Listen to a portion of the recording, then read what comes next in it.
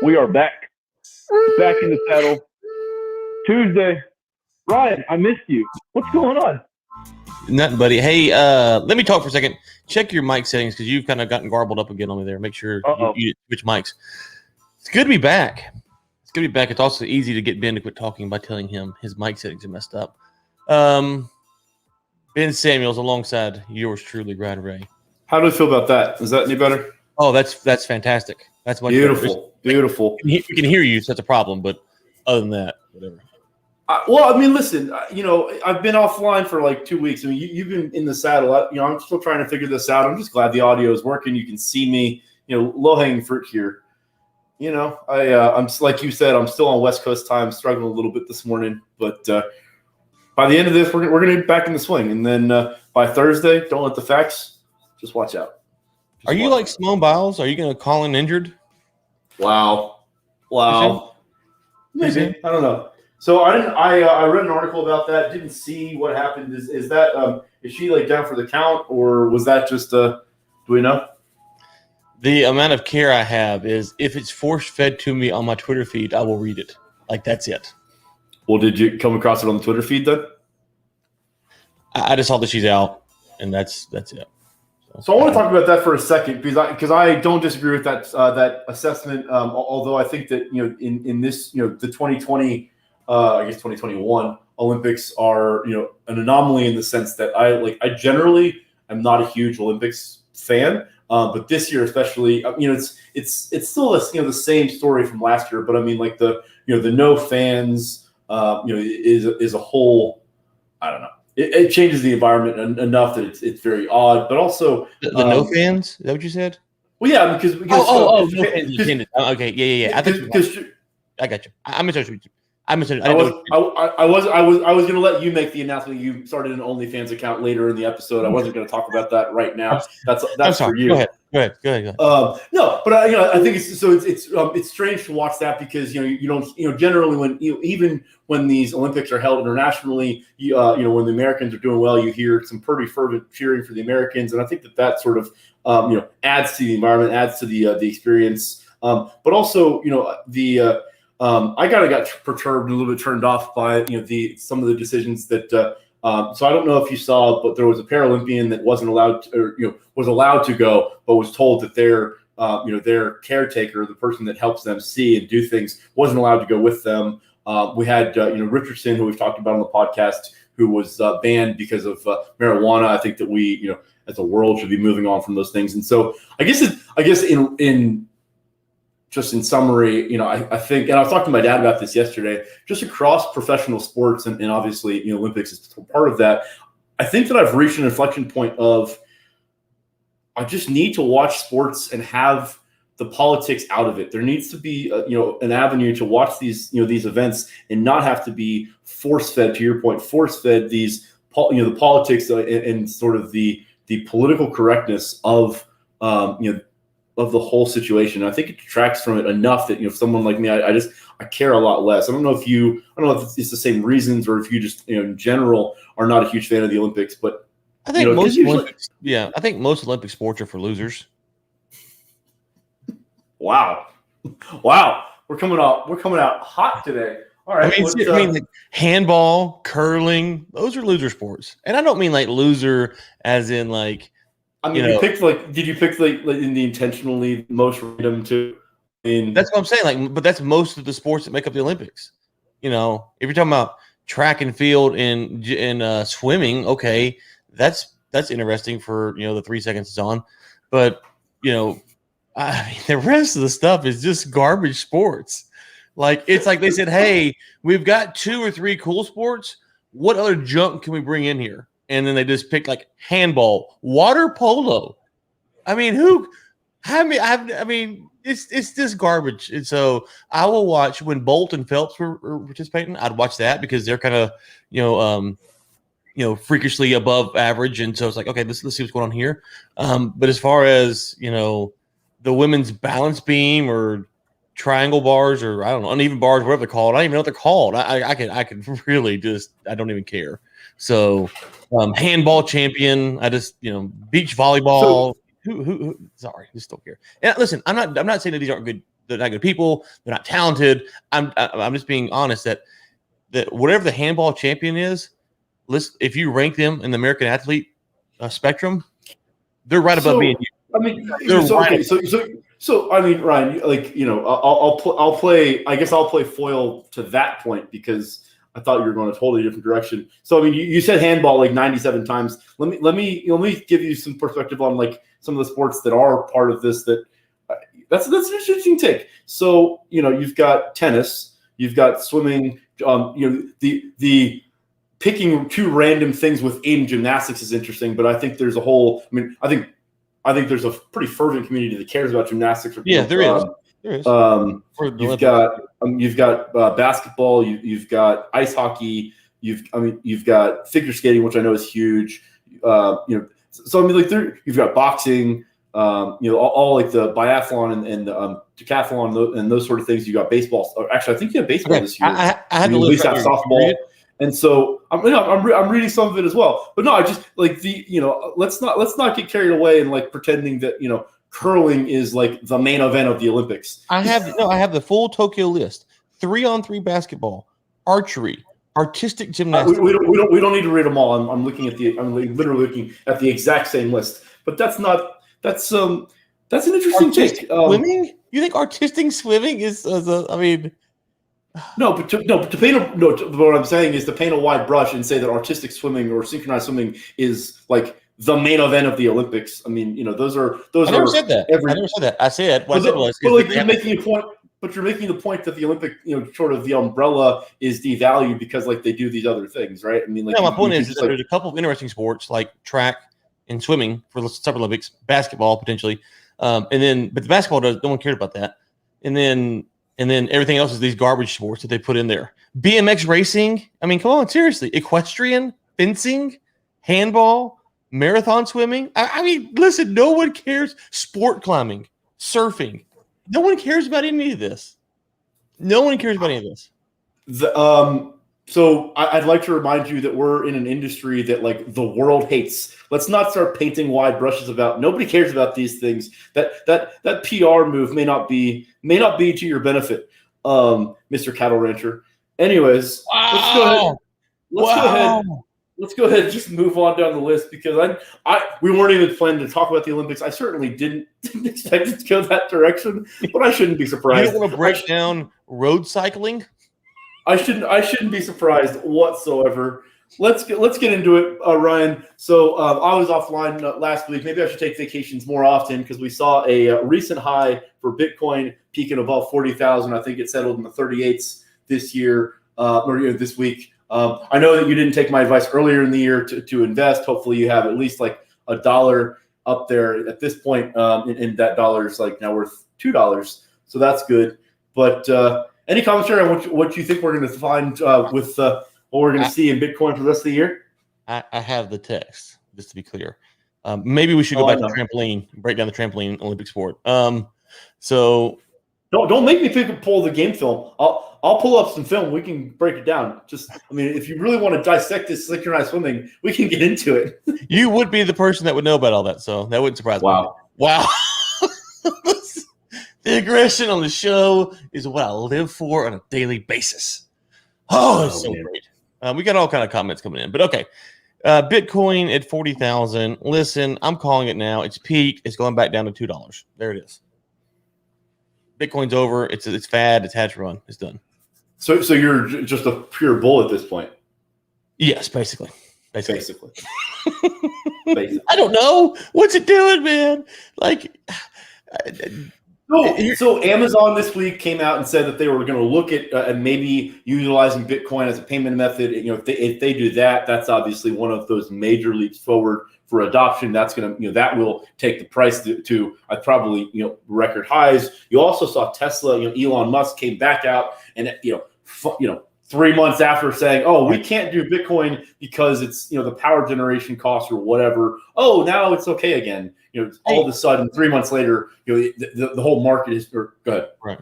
No. Before you go to the Elon thing, let's go back to Amazon because my understanding on like trading the Bitcoin and stuff, there's a high fee. So, what percentage of Amazon purchases would Bitcoin be appropriate for? And I'm asking more out of ignorance than anything else. I'm not really sure how to answer that question. But you see what I'm For saying? Like you operations. wouldn't, if I understand correctly, you wouldn't want to take $15 pizza and buy with Bitcoin necessarily, because of if you're an average consumer, not a whale who's got $5 billion of Bitcoin. I agree, but it's not for the reason that I think you're alluding to. Okay. Because I mean the transaction fees are relatively nominal, but the reason that I think we talked about it on the show before, but I don't think that Bitcoin, and I think that most in sort of the Bitcoin realm, don't think that Bitcoin is a transactional currency. I mean, you shouldn't be buying things on Amazon or pizza with it. There are other transactional currencies, whether it be Litecoin, Ethereum, or some of these others. Bitcoin, is. If you believe in the longevity of Bitcoin, right now it's at, let's make the math easy, say it's at 40, and if you think that it's something that you can, I don't think this is a good analogy, but to use this analogy, if you think it is similar to like a digital gold and more of a store of value, you're not going to the pizza shop and giving them a gold coin, right? And so it's the same thing. So can I put my tinfoil hat on for a second? You don't have it on already? No, Isn't it like stitched in at this point? That Amazon take, I mean, that Olympics take was straight fire, but whatever. We're seeing the big institutions collect Bitcoin, right? Mm-hmm. Give me the likelihood, Ben Samuels, that in a year or two, the Biden administration comes out and says, you know what? Just like we do with gold, we're going to hoard the Bitcoin. So therefore, we're going to do an exchange. And oh, by the way, guess what? Big institutions happen to have bazillion dollars worth of Bitcoin. And so we're going to start with them. And the big banks, Amazon, whomever, make like bandits because they turn the Bitcoin in, and the rest of us are left to decide whether or not we want to be held with an illegal currency, if you will. 0% chance. There is no chance that U.S. is going to be at the forefront of adoption from a federal level. Absolute zero chance. No. They take it and give dollars back out. Oh, I mean, they may think that they may think that they want to do that, but I mean, good luck. Are you talking about if they wanted to take your 200 Bitcoin away from you, that that they would just say hey, give me your Bitcoin now, and you'd say, okay, here you go? My thesis is that you're seeing the big banks, big Amazon, whoever, bring a Tesla, just to use the name. If they neither of those are banks, but don't let the facts. The big banks, and other institutions, if they start getting Bitcoin, so Amazon's not going to give you Bitcoin back, right? What do you mean back? I mean, do you get paid by Bitcoin, or do you get paid by Amazon? If they refund you, they're going to refund you in fiat, I'd imagine. Oh, so well, yeah, clearly. Right. So what are they going to do with the Bitcoin? They're going to hoard it. No, they would turn it directly.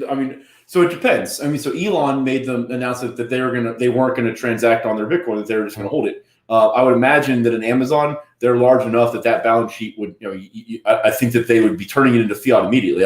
They may hold a little bit because Bezos wants to hold some Bitcoin or whatever, but as a monetary policy, I imagine that they have a mechanism where they'd be turning that Bitcoin into fiat immediately, or quickly.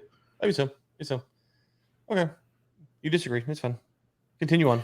I mean, look at what in the oil field. Look at what's happening to or look at number of these oil field companies that are looking to utilize stranded nat gas or power gen for Bitcoin mining. Generally, those mechanisms are not holding the Bitcoin. I mean, most of them are set up to convert into fiat immediately because of the risk profile. I happen not to agree with that thesis, but I mean, if you're an Amazon, I don't know if you can really take.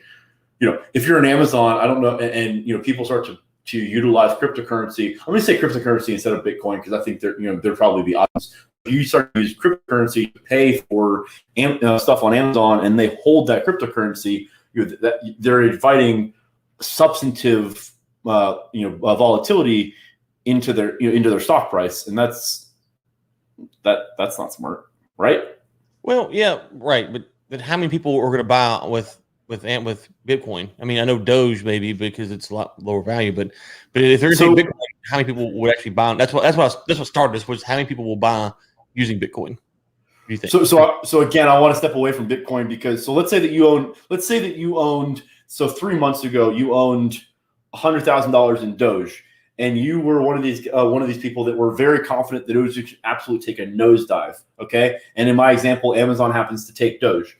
Why wouldn't you just go buy something on Amazon with the Doge? Because you know that, if your theory is right, you know that in 3 months that Doge will be worth nothing, and so you bought something and you're 4x, and it really cost you substantively less because of and so you can sort of use Amazon in that scenario. You can use Amazon as like a trading desk to hedge out of positions, right? And so on the reverse side, Amazon would be the book in that case, and Amazon would be taking that cryptocurrency, and if that volatility is true, they're at risk of writing it down, as opposed to if they transact and then turn it into fiat right away. You as the customer, you got to use cryptocurrency, so you're happy, and then Amazon isn't affected because they turned it into cash right away, so it doesn't really matter. But I don't see them utilizing Bitcoin or keeping the cryptocurrency and riding those waves. That doesn't seem like to be a prudent financial decision, right? My understanding is the discussion wasn't all cryptos; it was just Bitcoin. So maybe I missed the other reporting, but it was just Bitcoin, right? Yeah, but I mean, most of the places that have started to adopt Bitcoin have, they go all in. Monero, and I mean, it's not all of them, but I mean, it's not just Bitcoin either. Oh gosh, here we go. The bin fans are back. The bin fans are back. Appreciate that, and I appreciate you coming in. I think that's. I think there's so many different ways right now to utilize crypto, because I mean, there are none of the Amazons, but there are plenty of places you can transact online with crypto. And there's also, I think there's a whole, for those that listen to the Coffee and Liquidity podcast that I had a number of weeks back with Patrick Nash, we talked about some of the movement towards DeFi and some of the banking and loan processes becoming more crypto based. And I think that all of those sort of things, as you become, or as crypto becomes more sort of entrenched in the liquidity market across these different verticals, I think you'll see some of these adoptions happen more easily. But no, I mean, I think the Amazons of the world will be focused on turning into fiat. I mean, I don't think you can really lean into crypto. I don't know. We'll see. You're the crypto expert. Something like that. Well, I mean, compared to me, relatively speaking, you're like the handball champion of crypto. Wow. Okay. So that's how this is going today. Okay. Is this show over yet? All right. So don't tempt me. So Ryan, all right, let's get into it. The first like 20 minutes of the show today has been preamble. Let's get into it for the last 10 minutes. Fed's meeting this week. You and I have talked about a number of times throughout the last couple months. These interest rates are unsustainable. We're going to have to see a spike. Are we going to see any sort of major announcement coming out of this week, or is this going to be sort of more status quo and kicking the can down the road? Because we're peaking we're touching on all-time highs across the market here. The housing market has started to cool off, but you still have some fervent pressure there. It doesn't seem like the Fed is really all that incentivized to begin sort of this rollback. What do you think? I can't imagine the Fed doing anything substantive. I mean, I just. And is that just because of malaise and sort of cynicism of the process, or kind of timing? It's not quote unquote appropriate to do anything right now. Is that more of a cynic take, or you actually think that? Yeah, I mean, let's call the spade here. If they put me in charge of the Fed tomorrow, in my whole career, okay, let me just strike that. Take two. If my whole life I had aspired to be the Fed chairman, okay, and I finally get my shot, do you think the thing that I'm going to do is wreck the economy? I mean, it needs to be wrecked, but that's going to be your legacy. And so you're asking, and so put the cynicism aside. The ask here is a lot. You're asking someone to go down as but I mean, so I don't mean to cut you off, but isn't that the most response? Because realistic or not, if you have the Fed chair making decisions based purely on their legacy, they shouldn't be in that seat. They're I human. mean- That's what they do. I mean, that's what humans do. I mean, look at the Supreme Court.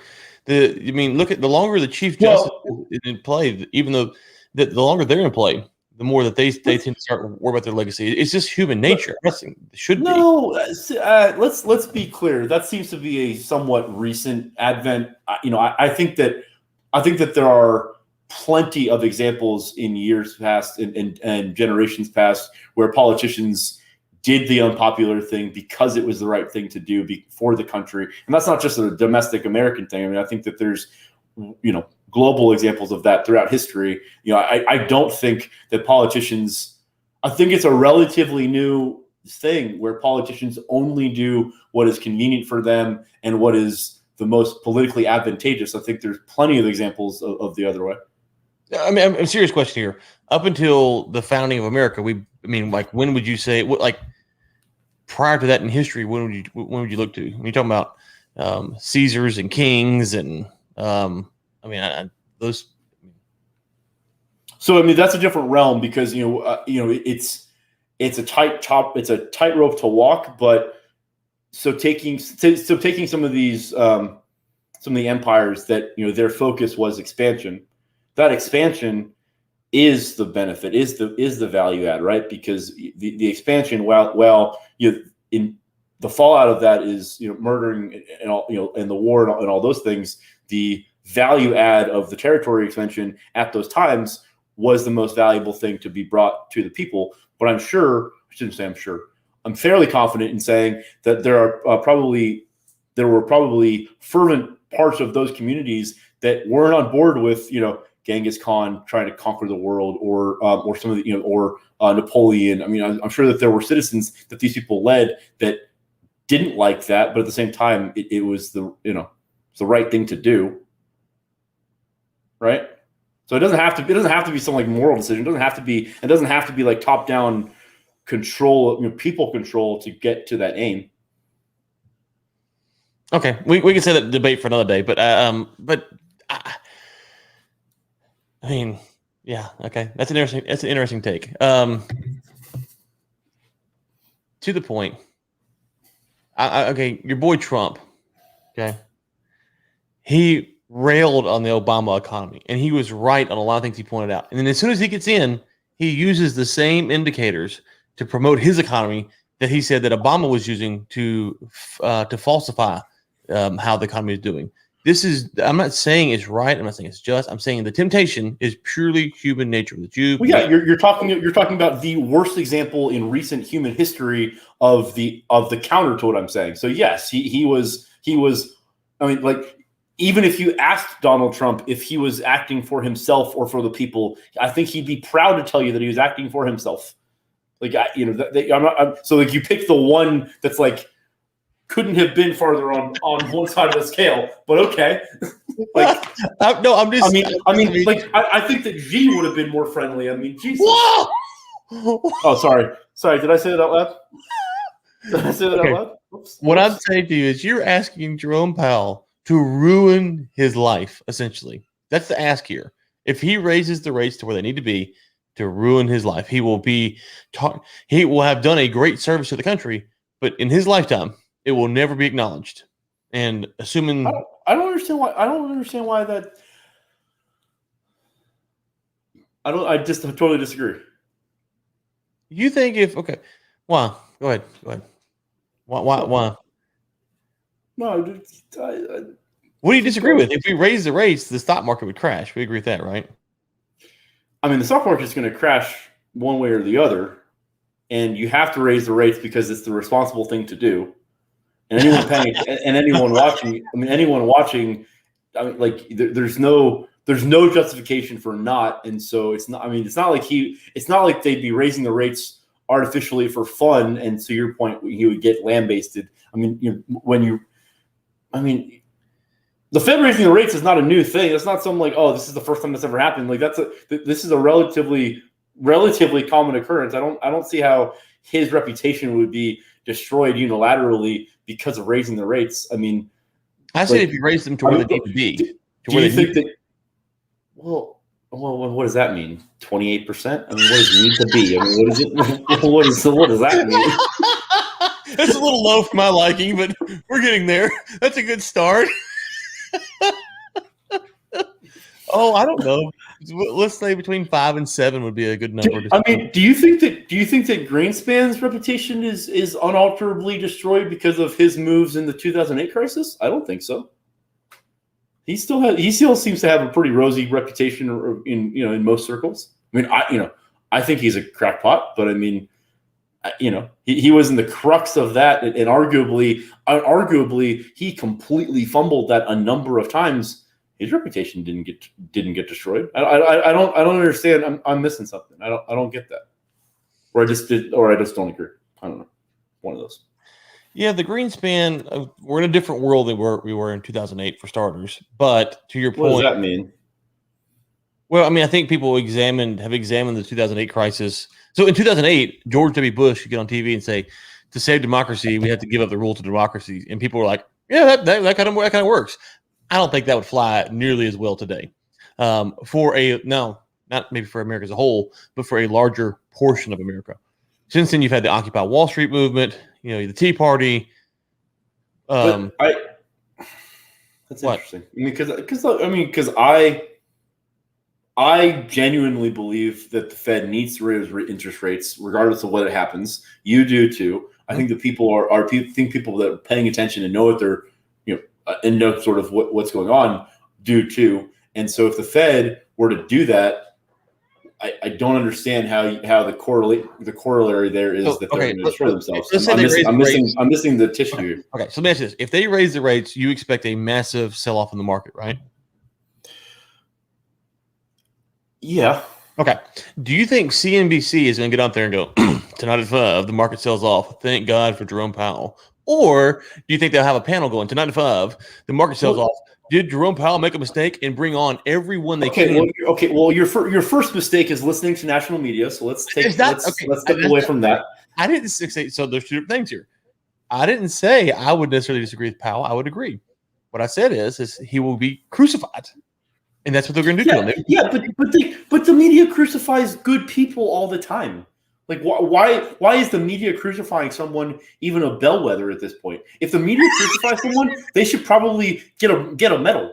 Like, I mean, I don't understand. Here's the difference between me. Yeah, you trust the media and the government, and I don't. Wow, unbelievable, Mr. Diehard Olympian. Wow. Unbelievable. Okay. All you said so far is wow. You didn't refute it, so I'll just throw that out there. Man.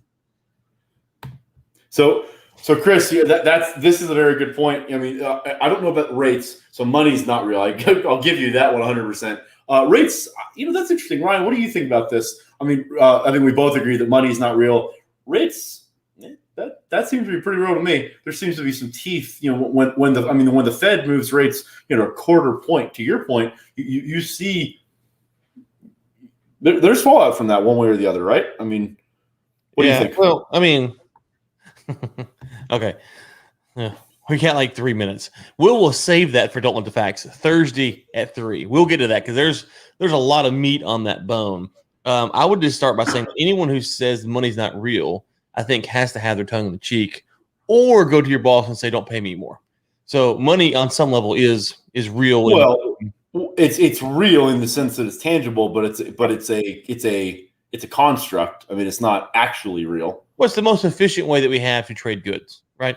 No, but in other words, so I mean, right now, the Fed is, the Federal Reserve is printing just at will. And we have to what we're talking about. We haven't seen inflation. We haven't seen much of these. Well, actually, there has been considerable inflation, but I think there's other levers that are being pulled there. But I think the point is that since the fiat isn't tied to anything. I mean, it's real, but it's not.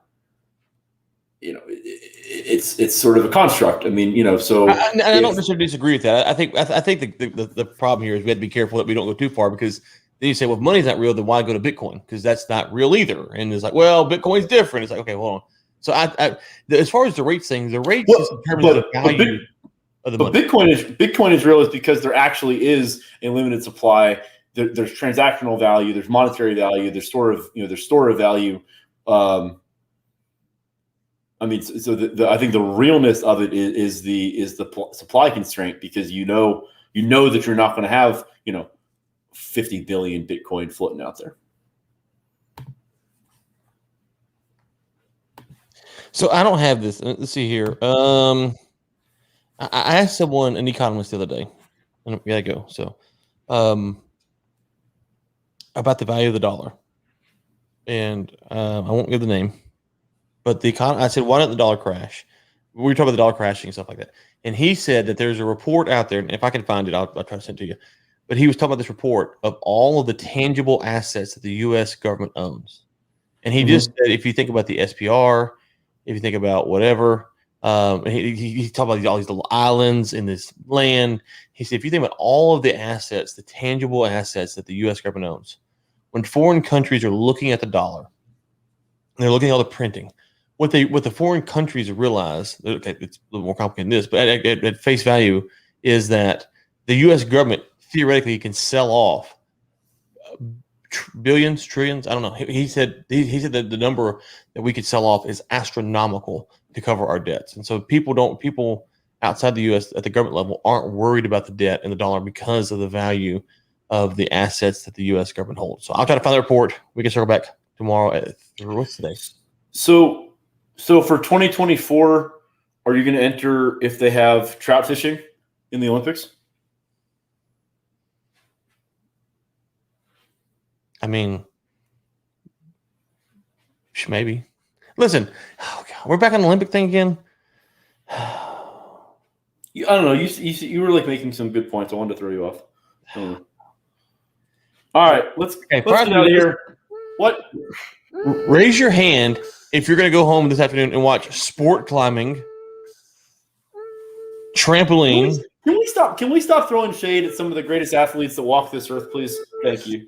Appreciate that. Diving is literally a sport where it's like they're measuring the droplets of water that come off when you hit it's like what they all look the same. Like, ooh, the double backflip. Wow.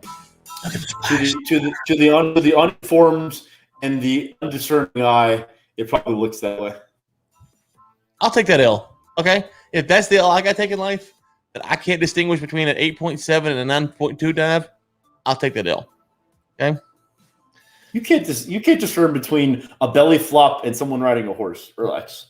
All right, can we get off? Can we get off now? Can I cut the feed? Go watch sailing today because you love that. Go sit down and watch sailing. Skateboarding because you don't watch. So there's some things, Ryan, that I enjoy watching that you can appreciate the skill level that it takes without like wanting to go out and do it. You can watch diving and appreciate the skill level that it takes to make a minimal splash without wanting to like go do it. I don't. What am I missing here? Why do you all of a sudden hate sports? Stop music. Next time, stop music. We're going back into this. Okay. No, we're not. No, I'm cutting it off. You said why? You said why? Listen, on Thursday, if you're wearing a New York Yankees hat, I'm ripping the feed. I don't know what's happened to you anymore. All right. So Thursday at 3, tune in for the Olympics debate of your life and the fiat currency debate. Until then, or tomorrow at 9, whatever. Be safe. Brian, it's been good to be back. Thursday, 3:00. Well, we're doing one in the morning or not? We will be back tomorrow morning. Yes. Okay. 8:30 a.m. Okay. Morning's off the rails. This one was especially off. Sorry. Go ahead. No, I'm just in the middle of a promo. It's okay. Go ahead. All right. No. I thought you were done. You paused. You're so good at your pauses.